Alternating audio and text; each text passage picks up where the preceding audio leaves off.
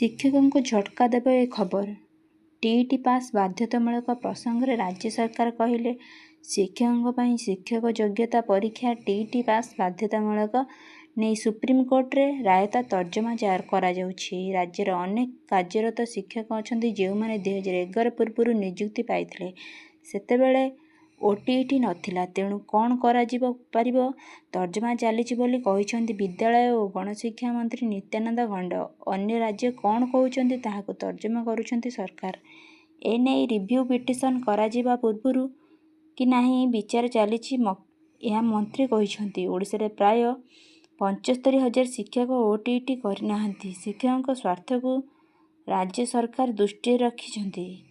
ଅବସର ଗ୍ରହଣ ପାଇଁ 5 ବର୍ଷରୁ ଅଧିକ ଥିଲେ ଚାକିରି ଜାରି ରଖିବା ପାଇଁ କିମ୍ବା ପଦୋନ୍ନତି ପାଇଁ ଶିକ୍ଷକ ଯୋଗ୍ୟତା ପରୀକ୍ଷା ଟିଇଟି ପାସ୍ ବାଧ୍ୟତାମୂଳକ ବୋଲି ସୁପ୍ରିମକୋର୍ଟ ନିର୍ଦ୍ଦେଶ ଦେଇଛନ୍ତି।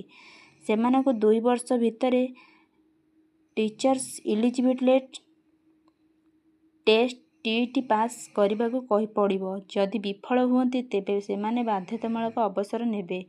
ତେବେ ଯେଉଁ ଶିକ୍ଷକ ଅବସର ପାଇଁ ମାତ୍ର 5 ବର୍ଷ ବାକି ଅଛି ସେମାନେ ଟିଇଟିରୁ ଛାଡ଼ ପାଇବେ। ଶିକ୍ଷକ ଯୋଗ୍ୟତା ପରୀକ୍ଷା ଟିଇଟି ହେଉଛି ଜାତୀୟ ସ୍ତରୀୟ ଯୋଗ୍ୟତା ପରୀକ୍ଷା। ଏହା ପ୍ରାଥମିକ ଓ ଉଚ୍ଚ ପ୍ରାଥମିକ ସ୍କୁଲ ପ୍ରଥମରୁ ଅଷ୍ଟମ ଶ୍ରେଣୀ ଯାଏଁ ଶିକ୍ଷକତା ପାଇଁ ଯୋଗ୍ୟତା ନିର୍ଦ୍ଧାରଣ କରିଥାଏ। ଶିକ୍ଷା ଅଧିକାର ଆଇନ ଅନୁଯାୟୀ ଜାତୀୟ ଶିକ୍ଷକ ଶିକ୍ଷା ପରିଷଦ ଏନସିଟିଇ ଦ୍ୱାରା 2010ରେ ଟିଇଟିକୁ ବାଧ୍ୟତାମୂଳକ କରାଯାଇଥିଲା।